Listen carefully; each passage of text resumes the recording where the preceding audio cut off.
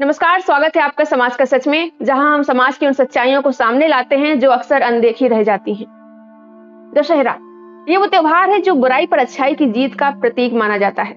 हर साल दशहरे पर रावण के पुतले को जलाया जाता है, लेकिन इस बार मध्य प्रदेश के इंदौर से एक ऐसी खबर आई है जो काफी हैरान करने वाली है। बता दें, इस बार इंदौर में दशहरे पर रावण का पुतला नहीं जलाया जाएगा। इसके बजाय एक 11 मुखी शूर्पणखा का पुतला जलेगा। जी हाँ, आपने सही सुना, शूर्पणखा। और उस पुतले पर 11 ऐसी महिलाओं की तस्वीरें लगाई जाएंगी जिन पर अपने पति या बच्चों के खिलाफ अपराध का आरोप है। इनमें सोनम रघुवंशी और मुस्कान रस्तोगी जैसे नाम शामिल हैं। और इस आयोजन के पीछे एक संस्था है जिसका नाम है पौरुष। उनका कहना है कि ये पुतला दहन पुरुषों पर होने वाले अत्याचारों के खिलाफ जागरूकता फैलाएगा। लेकिन साथियों, एक मिनट रुकिए। ये खबर सुनकर आपके मन में सवाल उठ रहा होगा ना, ये जागरूकता है या फिर ये समाज की उस पुरानी सोच का एक और चेहरा जो हमेशा औरतों को दोषी ठहराती है। भारत में हर दिन हजारों महिलाएं अपने पतियों या ससुराल वालों की हिंसा की शिकार होती हैं। कईयों की हत्या तक हो जाती है, लेकिन क्या कभी उनके हत्यारों का पुतला जला? नहीं। फिर क्यों जब कुछ चंद महिलाएं अपराध करती हैं तो पूरे समाज में, पूरे देश में हाहाकार मच जाता है और अब उनकी जिंदा रहते उनका पुतला जलाकर जश्न मनाया जाएगा। मैं यहाँ किसी महिला द्वारा किए गए अपराध को समर्थन नहीं कर रही हूँ। वे पहले ही कानून द्वारा दी गई सजा काट रही हैं। लेकिन आज हम इस वीडियो में इस मुद्दे की गहराई में जाएंगे। हम बात करेंगे पितृसत्तात्मक सोच की, जो हमारे समाज में गहरे से जड़ें जमाए हुए है।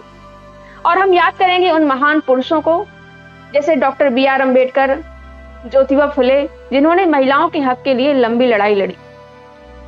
और सबसे जरूरी, हम जेंडर इक्वलिटी की बात समझेंगे, जो आज के समय में सबसे बड़ी जरूरत है। तो सबसे पहले इस खबर को थोड़ा और डिटेल में समझते हैं। बता दें, इंदौर के महालक्ष्मी मेला ग्राउंड में इस बार दशहरे पर कुछ अलग होने वाला है। पौरुष नाम की संस्था ने फैसला किया है कि वो इस बार रावण की जगह 11 मुखी शूर्पणखा का पुतला जलाएंगे। और उस पुतले पर 11 ऐसी महिलाओं की तस्वीरें होंगी जिन पर अपने पति या बच्चों के खिलाफ अपराध का आरोप है। इनमें से 2 नाम सबसे ज्यादा चर्चा में है, सोनम रघुवंशी और मुस्कान रस्तोगी। बाकी 9 नाम भी हैं, जैसे हर्षा राजस्थान की, जौनपुर की निकिता, दिल्ली की सुष्मिता, मेरठ की रविता, फिरोजाबाद की शशि, बेंगलुरु की सूचना सेठ, मुंबई की चमन उर्फ गुड़िया, औरैया की प्रियंका और देवास की हंसा। और संस्था का कहना है कि ये आयोजन समाज को उन महिलाओं के खिलाफ जागरूक करेगा जो पुरुषों पर अत्याचार करती हैं। लेकिन सवाल ये उठता है कि क्या ये वाकई जागरूकता है या ये फिर समाज की उस सोच का हिस्सा है जो महिलाओं को जल्दी दोषी ठहरा देती है।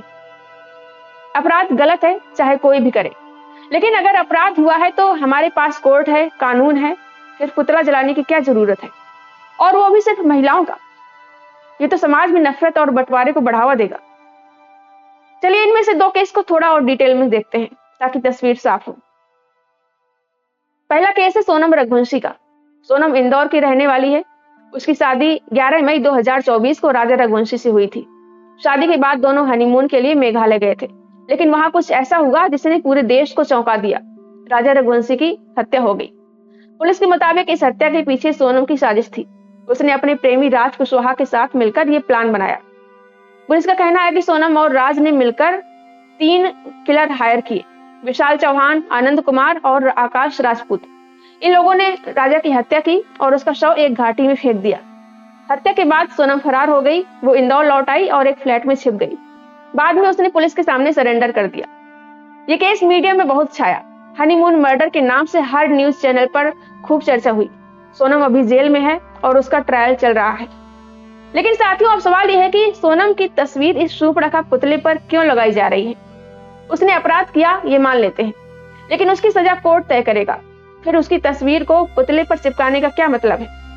और एक बात और, इस केस में राज कुशवाहा और 3 किलर भी तो शामिल थे, लेकिन क्या उनकी तस्वीरें इस पुतले पर हैं? नहीं, सिर्फ सोनम को टारगेट किया जा रहा है। क्यों? क्योंकि वो एक औरत है और हमारे समाज में औरत को विलेन बनाना बहुत आसान है। अगर ये अपराध कोई पुरुष करता तो क्या इतना हंगामा होता? नहीं।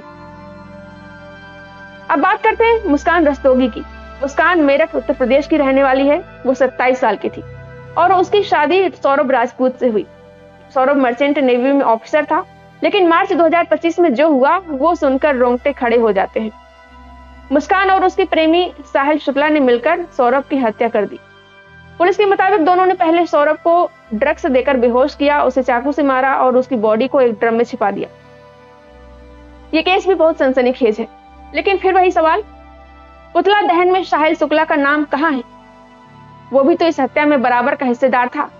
लेकिन पुतले पर सिर्फ मुस्कान की तस्वीर क्यों उसे ही विलेन बनाया जा रहा है?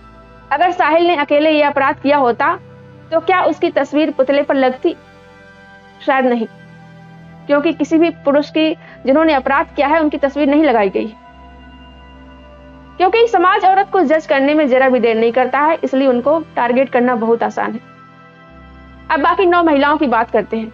पौरुष संस्था ने जिन 11 महिलाओं को चुना है उनमें से राजस्थान की हर्षा, जौनपुर की निकिता, दिल्ली की सुष्मिता, मेरठ की रविता, फिरोजाबाद की शशि, बेंगलुरु की सूचना सेठ, मुंबई की चमन उर्फ गुड़िया, औरैया की प्रियंका और देवास की हंसा शामिल है। इन सभी पर अपने पति या बच्चों के खिलाफ अपराध का आरोप है। पौरुष इन्हें मॉडर्न शूर्पणखा कह रही है। रामायण में शूर्पणखा को विलेन बनाया गया तो लक्ष्मण ने उसकी नाक काट दी क्योंकि उसने प्रेम प्रस्ताव रखा था। लेकिन काल्पनिक कहानी के मुताबिक रावण ने तो सीता का हरण किया, इसलिए हर साल रावण का पुतला जलता है। रावण का पुतला जलाना भी सही नहीं है, ये अलग डिबेट का मामला है, इस पर अभी हम बात नहीं करेंगे। फिलहाल अभी जो लेटेस्ट खबर चल रही है उस पर ही बात करेंगे। अब 2025 में शूर्पणखा को टारगेट किया जा रहा है।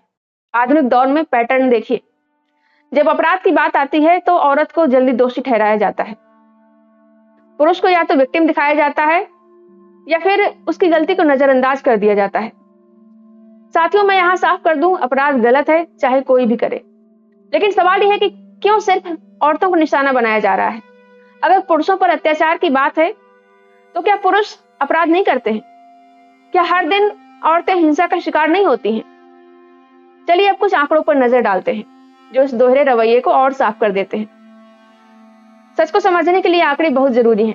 साल 2022 में महिलाओं के खिलाफ अपराध के कुल 4,45,256 मामले दर्ज किए गए, जो साल 2021 की तुलना में 4% अधिक हैं। इनमें से ज्यादातर पति या उसके रिश्तेदारों द्वारा क्रूरता की गई। महिलाओं का अपहरण और महिलाओं की गरिमा को ठेस पहुंचाने के इरादे से उन पर हमला जैसे मामले शामिल हैं। एनसीआरबी के 2022 के आंकड़े एक गंभीर तस्वीर पेश करते हैं। आंकड़ों के मुताबिक दहेज विवाद के कारण 6,000 से ज्यादा महिलाओं की हत्या हुई, जो उसी साल देश में बलात्कार या सामूहिक बलात्कार के बाद मारी गई महिलाओं की संख्या से 25 गुना ज्यादा है। इसका मतलब है हर दिन औसतन 700 से ज्यादा औरतें घरेलू हिंसा की शिकार होती हैं। और सबसे दुखद बात, इनमें से 86% औरतें इसकी शिकायत तक नहीं करती हैं, क्योंकि उन्हें डर है समाज का, परिवार का डर और उस पितृसत्तात्मक सोच का डर जो कहती है औरत को चुप रहना चाहिए, घर का मामला बाहर नहीं बताना चाहिए। लेकिन क्या आपने कभी सुना है कि इन हत्यारों का पुतला जला हो? नहीं, क्योंकि हमारे समाज में मर्द का गुस्सा जायज माना जाता है और औरत का दर्द नॉर्मल। पुरुषों द्वारा महिलाओं पर किए गए जघन्य अपराधों की संख्या इतनी ज्यादा है कि उन्हें एक एक करके गिनाया नहीं जा सकता है। गिनने को बैठेंगे तो पूरा दिन लग जाएगा। लेकिन जब कुछ औरतें जैसे सोनम रघुवंशी या मुस्कान अपराध करती हैं तो तुरंत हेडलाइंस बनती हैं, फेमिनिज्म का खतरा। यही दोहरा रवैया है। 11 औरतों के अपराध पर पुतला जल रहा है, लेकिन लाखों औरतों का दर्द वो तो बस चुपके से दफन हो जाता है। अब चलिए इतिहास की ओर मुड़ते हैं। कुछ पुरुष ऐसे भी थे जो सच्चे मायनों में नायक थे। वो पितृसत्ता के समर्थक नहीं थे, बल्कि उसे तोड़ने वाले थे। सबसे पहले बात करते हैं डॉक्टर भीमराव अंबेडकर की। बाबा साहब जिन्होंने भारत का संविधान लिखा, उन्होंने महिलाओं को बराबरी का हक दिलाया। 1951 में वो हिंदू कोड बिल लेकर आए ताकि महिलाओं को संपत्ति, तलाक और शादी में बराबर का अधिकार मिले। उस समय समाज ने उनका बहुत विरोध किया। पितृसत्तात्मक ताकतों ने कहा कि ये हिंदू संस्कृति के खिलाफ है, लेकिन अंबेडकर नहीं रुके। वे कहते थे, जब तक आधी आबादी को आजादी नहीं मिलेगी, देश अधूरा रहेगा। आज हम अगर वोट करते हैं, प्रॉपर्टी में क्लेम करते हैं, घरेलू हिंसा का केस करते हैं, तो ये उनकी ही देन है। अब बात करते हैं ज्योतिबा फुले की। 19वीं सदी के क्रांतिकारी। उन्होंने अपनी पत्नी सावित्रीबाई फुले को भारत की पहली महिला टीचर बनाया। उस समय समाज कहता था कि महिलाओं का काम सिर्फ घर संभालना है, लेकिन फुले ने बच्चियों और महिलाओं के लिए स्कूल खोले, विधवाओं की मदद की, छुआछूत के खिलाफ लड़े। उनकी किताब गुलामगिरी आज भी पितृसत्ता को आईना दिखाती है। वो कहते थे, औरत की गुलामी खत्म किए बिना समाज आजाद नहीं हो सकता। साथियों, ये थे असली मर्द, जिन्होंने समझा कि सच्ची मर्दानगी औरत को नीचे दिखाने में नहीं बल्कि उसे बराबरी देने में है। महिला हो या पुरुष, दोनों के अपराध समान नजर से देखें। ऐसा नहीं होना चाहिए कि अगर महिला अपराध करे तो ज्यादा हल्ला हो, पुरुष करे तो नजरअंदाज कर दिया जाए। और यह भी ध्यान देना होगा कि आखिर इन अपराधों की जड़ क्या है। जड़ को पकड़कर सॉल्यूशन निकालना होगा, क्योंकि अब तक महिलाओं द्वारा जितने भी आपराधिक मामले आए हैं उनमें पितृसत्तात्मक व्यवस्था जिम्मेदार नजर आती है। बता दें, पितृसत्ता का अर्थ है वो व्यवस्था जिसमें महिलाओं को पुरुषों से कमतर समझा जाता है। महिलाओं को दोयाम दर्जा दिया जाता है, उन्हें कम अधिकार, कम अवसर और कम आजादी दी जाती है। बेटियों की परवरिश ऐसे की जाती है कि वो भावनात्मक, आर्थिक व सामाजिक रूप से मजबूत न बन पाए और किसी न किसी पुरुष पर निर्भर रहे। ये बात सुनकर अब कुछ लोग कहेंगे, क्या मात्र सत्तात्मक व्यवस्था होनी चाहिए? तो मैं बता दूं, मानवता के लिए ना तो पितृसत्ता सही है, ना ही मात्र सत्ता। हमें पितृसत्ता या मात्र सत्ता नहीं, समानता और समता की जरूरत है। लेकिन आज पौरुष जैसे संगठन क्या कर रहे हैं? वो उल्टा रास्ता चुन रहे हैं, औरतों को टारगेट कर रहे हैं, पुतले जला रहे हैं।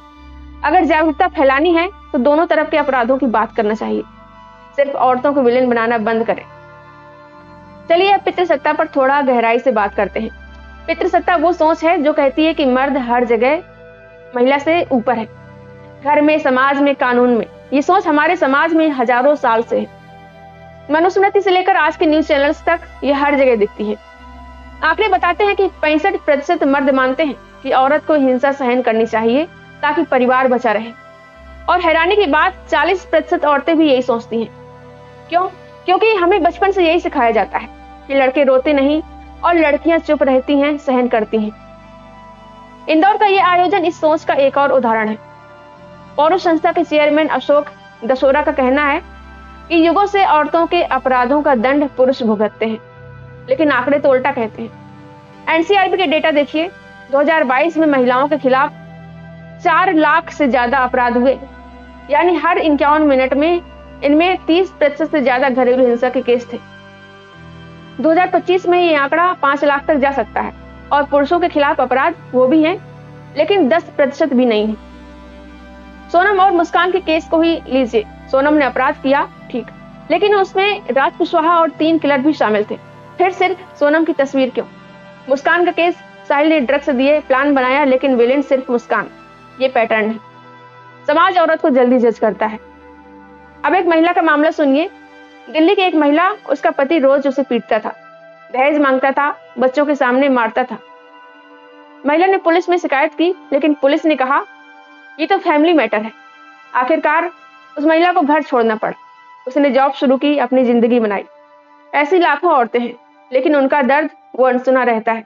पुरुषों का दर्द भी सच है। कुछ पुरुष सचमुच औरतों की हिंसा का शिकार होते हैं, लेकिन इसका हल पुतला जलाना नहीं है। इसका हल है बातचीत, जागरूकता और कानून का सही इस्तेमाल। दशहरा को बुराई पर अच्छाई की जीत का त्योहार माना जाता है, लेकिन असली बुराई क्या है? पितृसत्तात्मक सोच।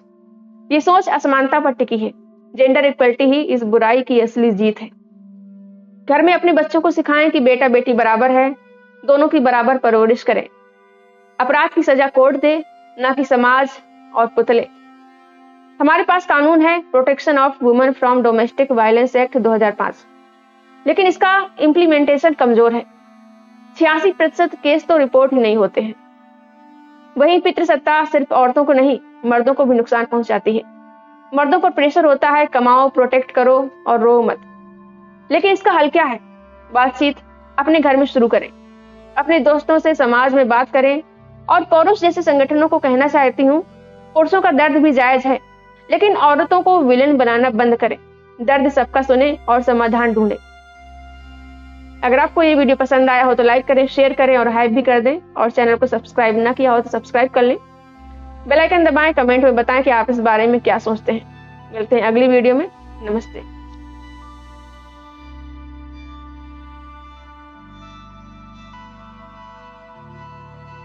अगर आपको मेरा काम पसंद आ रहा हो और आप चाहते हैं कि मैं इसी तरह बिना डरे, बिना किसी के दबाव के सच्चाई और सामाजिक मुद्दों पर बोलती रहूं और अंधविश्वास के खिलाफ समाज को जागरूक करती रहूं, तो आप अपनी इच्छा अनुसार मेरी आर्थिक मदद भी कर सकते हैं। मैं किसी संगठन या पार्टी से नहीं जुड़ी हूं। आपका सहयोग ही मेरी सबसे बड़ी ताकत है। आप अपना सहयोग वीडियो के नीचे दिख रहे थैंक्स के बटन पर क्लिक करके या फिर मेरी UPI ID shashi-singh9192@OKICICI पर सीधे भेजकर या फिर स्क्रीन पर दिख रहे QR कोड को स्कैन करके कर सकते हैं। आपकी हर छोटी से छोटी मदद मेरे लिए बहुत कीमती है। आपका छोटा सा सहयोग भी मुझे मजबूती देता है, क्योंकि जब जनता खुद साथ देती है तभी बदलाव होता है। धन्यवाद।